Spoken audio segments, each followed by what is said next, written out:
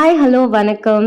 இன்றைக்கி பொன்னாங்கண்ணி கீரை பொரியல் எப்படி பண்ணுறதுன்னு பார்க்கலாம். கடாயில் 1 ஸ்பூன் எண்ணெய் விட்டுட்டு 1 ஸ்பூன் கடுகு போட்டிருக்கேன். கடுகு பொரிஞ்சதும் 1 ஸ்பூன் ஜீரகம் போட்டுட்டு பெருங்காயம் சேர்த்துட்டு ஒரு காஞ்ச மிளகாவை பிச்சு போட்டிருக்கேன். ஒரு வெங்காயமும் குட்டி குட்டியாக நறுக்கி சேர்த்துருக்கேன். வெங்காயம் கண்ணாடி பதத்துக்கு வந்ததுக்கப்புறம் பொன்னாங்கண்ணி கீரையை நறுக்கி அதையும் சேர்த்துட்டு மூடி போட்டு வேக வச்சுக்கோங்க. ஒரு 2 மினிட்ஸ்க்கு அப்புறம் திறந்து கிளறி விட்டுட்டு திரும்ப மூடி வச்சுருங்க. அதுக்கப்புறம் ஒரு 5 மினிட்ஸ் நல்லா சுருள வேகட்டும்.